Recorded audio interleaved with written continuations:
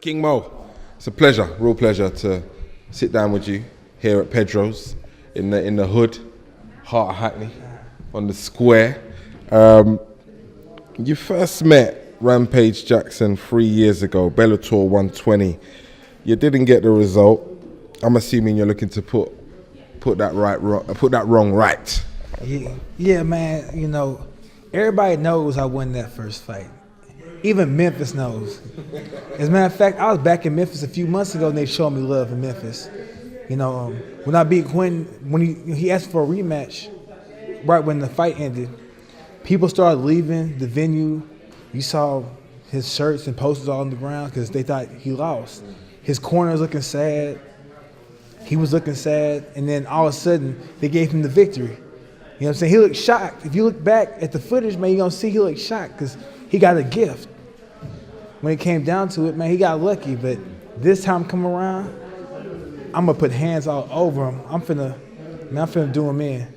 You look really confident. You look confident in that press conference last month as well. Was there something that you saw in him that was like, you know, he doesn't really look like he's up for the fight? Man, aside from his conditioning. You saw him, man. That boy been eating donuts, Twinkies, cookies, pies, hot dogs, and everything.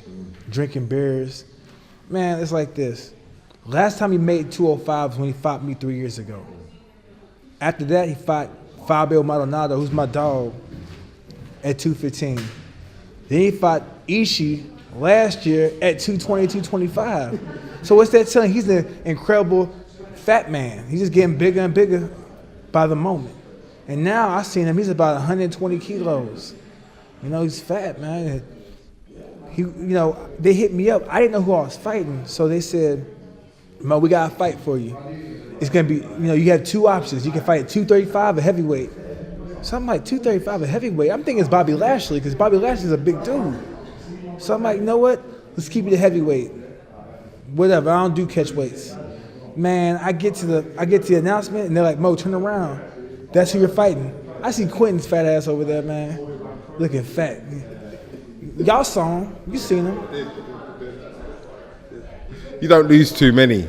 I think your MMA record is 20-6, right? But in the last, since you lost that fight to Quentin, you went on a run of 10-2.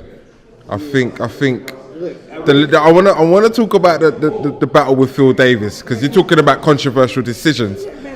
When it comes down to it, look, I thought I'd beat Mel Newton the second time, but it was an ugly fight. I thought I'd beat Quentin the first time. I thought I'd beat Phil Davis. Everybody thought I'd beat Phil Davis. Even he thought I won. I just don't know what it is. Maybe they see me and they don't like me and they're like, you know what? We're finna give this fight to somebody else. Now the Crow Cop win, he beat me. You know what I'm saying? He caught me. Took the fight in a week notice. Upper weight class, the boy was swole. He was big in Japan. And I fought a week and a half before that in Ireland. So I was in 3 different continents in a 2-week span. So he got me.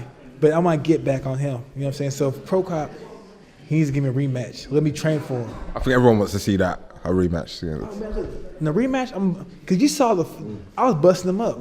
I was busting him up, man. You see his face all swole. But I just didn't have time to prepare, so he made some adjustments, and I wasn't ready for that. What happens when if you come through the Quentin fight successfully? What happens next for you? Give me an insight into where your vision is at the moment. Man, my vision is winning, then fighting some more, and winning and cashing checks. Because it's a game about getting paid. You know, if you win, you'll get a title shot. I see Fedor's fight Matt Mitrione in about a week and a half, 2 weeks. I beat Quentin. Once I beat Quentin, I wouldn't mind fighting the winner of that fight, and then fighting. I'm a money weight fighter. I don't fight in no weight class. If you pick a weight class to fight me in, and I can make that weight, I'm gonna fight you. If I can't make the weight, then we can't do it. But I'll fight anybody anywhere. You know what I'm saying? I don't care about size or whatever. I'll fight anybody anywhere because it's what we do. You're 36 now. Yeah. How you feeling physically? Near the end? Okay, fresh, indifferent. What's your? You know what? I've always been sore and always been beat up because I wrestled before. I know, I'm going to get to that as well. So, I spent so many years, I wrestled for 12 years hard, you know what I'm saying? So, to me, it's not about how I feel. It's how I feel while I'm doing this. If I'm getting bored, like with wrestling, I got to a point where I got bored. So I was like, man, I'm done wrestling. I'm going to do something else. Once I get bored or I feel like, you know what, damn, I don't feel like training today, time for me to step out the game. And every day I feel like training. I love training. I love being in the gym. It's the best job in the world, fighting. Your body's been put through a lot though, like you said. Do you not worry about that? Do you not think to yourself, well, I've had 35, 36 years of wrestling, mixed martial arts, Strikeforce champion. I mean, you've done a lot of stuff. Yeah, I'm not worried about that because it's like this. Think about this. You can worry now or worry later. I rather worry about things now because later, I can handle that. I'll make adjustments. You got to pay bills, right? I can't be like, you know what, I ain't going to fight because I'm going to be so in 5 years. No, I'm going to fight because I got to pay these bills tomorrow. You feel what I'm saying? So, you know what? I'm going to live with the consequences. I know what I'm getting myself into. I chose this lifestyle. I chose this game. And I know what the consequences are. The consequences and repercussions, and I'm willing to face them when I'm done fighting. You're American Top Team, right? Yeah, ATT. Tell me about that experience and how you've benefited from being a part of that kind of movement. Well, hold up, look, I'm ATT and Mayweather Boxing. Yeah, I didn't know which one to go. You know what I mean? I represent both. I got a bunch of cliques I mess with. ATT, the Mayweather Boxing Gym. I got my boy Ghost Dog out there in Oklahoma, Alan Green. I got a bunch of different gyms I mess with. But at American Top Team, man, we got a new facility. We got a bunch of bodies. South Florida, the weather's great. There are a bunch of top-level boxers in South Florida as well. I go out there and I train with, like Luis Ortiz. I spar with Brian Jennings. I spar with big undefeated heavyweight Trevor Bryant, Steve Gaffard. And if I can't get what I need there, I'll go to Vegas and get some sparring in, with Big Country Roy Nelson or Andrew Tabiti or my dog, two-time Olympian Michael Hunter. Or I'll go to Oklahoma and spar with Alan Green. So I like to, move around.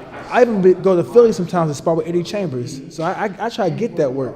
But American Top Team has helped me out as a gym because everything you need is in one location. And we got top-notch trainers, top-notch facilities, top-notch workout partners. You know what I'm saying? We got everything we need right there. Oh, I saw a comment recently from you where you said that the sport isn't loved by the media. It's an internet sport. Whereas in boxing, for instance, the fighter, the boxer, the pugilist is the star, not the sport or the organisation they're affiliated to. Expand on that for me a little bit, just so that our viewers and listeners can understand what you meant by that. I think I got where you were coming from, but you seem to intimate that might be the reason that you fall out of love with MMA. Well, yeah, you know what? Like, you're a consummate pro. You're a reporter. You're doing your thing. You're coming at me with some great questions. There are other reporters I meet in MMA. They're quote-unquote reporters, but they're fans. They're fans. It's cool to be a fan, but conduct yourself as a reporter. Be professional. You can see a lot of people that they go on Twitter, and all of a sudden they see a few interviews like, you know what? I'm a reporter. But then when they meet people, they try to bury them, or they try to, ride them. You know what I'm saying? Like, they try to be all up on them like groupies. And I just see the culture, and no one's being real. There's no realness. In boxing, you see in boxing, people get called out on the quickness. In MMA, some of these people are such big fans and such big groupies, they're afraid to do that. Like, they're afraid of the repercussions. But you have like a solid, maybe 8 reporters I could name that don't care, and they do their job. But for the most part, a lot of them are either bought off by some organization or they're fans and they get like kickbacks. And that's gonna hurt. MMA is entertainment, first of all, not a real sport. Because in real sports, for instance, y'all love soccer here, and we love football in America. So soccer. What's your team? What's your team in America? Whoever wins, right? This year, I'm a bandwagon shepherd. This year is the Patriots. Yeah, Patriots, right? Yeah. But it's like this, right? In soccer, if the score is 1-0, guess what? That's a great game, right? Y'all care about the results. Football scores 6-3, great game. Defense wins games, great game. Now, in MMA, say I go 5 rounds and decision somebody, for 3 fights in a row, oh man, he's boring. I can't watch him. But in real sports, you know what I'm saying, you might be a boring team, but you still be respected. The Spurs were a boring basketball team, but they're respected because they play good basketball. If you're a solid fighter, respect the skills. Don't knock somebody because they're boring. Look, they're undefeated. Like Floyd Mayweather, people want to bash him, but boy's undefeated. It's a sport, you know. Even boxing is a point of entertainment, but in the amateurs, it's a sport. Anytime you see a tournament format or a playoff system involved, that's sports. You don't see that in MMA. How can we make MMA sexier? How can it be even more appealing beyond what you're describing? You gotta include, like, you know, I feel like you gotta market to different races. You know, plain simple. You go to America, they don't market to the black people. They don't. And people going, oh man, Mo's racist. No, I'm not racist. I'm just being real. Like, Well, it is what it is. No, but people want, oh Mo, you putting a race card. But again, in America, some people be tripping. But you see, like, for instance, Kimbo Slice, rest in peace. Happy birthday, it's his birthday. R.I.P. Kimbo. But when he fought in, I think St. Louis, like I was like, man, I can get my face cleaned up. You know, so I was looking, my beard looking rough. So I went to the black barber shop. I was like, man, what's up? They was like, man, what's wrong with your ears? I was like, oh, I'm a fighter, you know. I used to wrestle, my ears got messed up. They was like, all right, the fights in town? I was like, yeah, Kimbo Slice is fighting. They was like, what? Hold up, Kimbo? I was like, yeah, Kimbo's fighting. I'll get y'all tickets. You know what I'm saying? There's like, the hood didn't know Kimbo was coming. You know what I'm saying? Because they don't market. You know what I'm saying? Like, they feel like, in America, we're only 13% of the population, and you know, more than anything, like, you know, we should look at our black stars, we will follow them, but they don't market them to us. You know, and then on top of that, MMA gyms aren't in the hood. 'Cause MMA is an expensive sport. Like, you have to have a gi, shin guards, headgear, mouthpiece. You have to have a bunch of equipment. Where boxing, you just need shoes and gloves and a mouthpiece and headgear, and they provide most of that for you. It's just different. It's a different demographic they try to appeal to. Yeah, I'm not sure how that's going to change in America. I mean, around the rest of the world, it might not necessarily seem like that, but I suppose, do they really care about around the rest of the world? It seems America's the first place they sell the sport. The rest of the world is like secondary. Well, they can, and here's how you do it. You don't got to market to them, but what you got to do is provide more wrestling programs in the black community, and they're doing that. Because if you see most of the black wrestlers in MMA, other than MVP and a few cats, they came from a high level wrestling background. MVP came from a point karate, kickboxing background. He was world class. But as far as everybody else, we came from a wrestling background. Me, Tyron Woodley, Daniel Cormier, John Jones. We all wrestled first. So then, when we're done wrestling, they're like, hey, come to our gym, come train with us.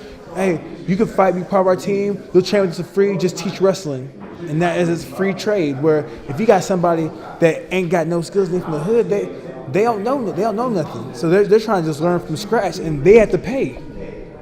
I didn't have to pay for nothing. Well, hopefully it gets better in the future. My last question. You were training with, doing a bit of light sparring, I think, with Derek Chisora and MVP yesterday. Tell me about that. Tell me about Doughboy. He's a bit of a character. Let me tell you something. I can't cuss, I ain't gonna cuss, but we rock with Doughboy, man. I was always a fan of his.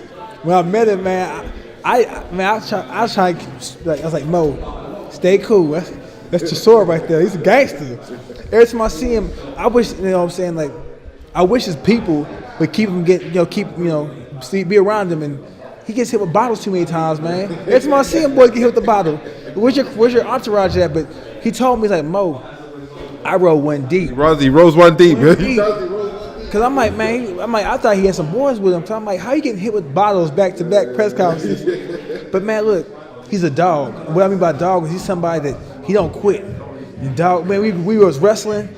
Man, I was trying to get him to stop, but he wasn't gonna stop. You know what I'm saying? He's a competitor. You know what I'm saying? And he got that dog. That's why I like guys like that dog in them, like Iran Barkley type dude, like gutter. You know what I'm saying? Like, don't care, I'm gonna come fight you. You know what I'm saying? Whatever it takes to do to get you out of there, I'm gonna do that. You know what I'm saying?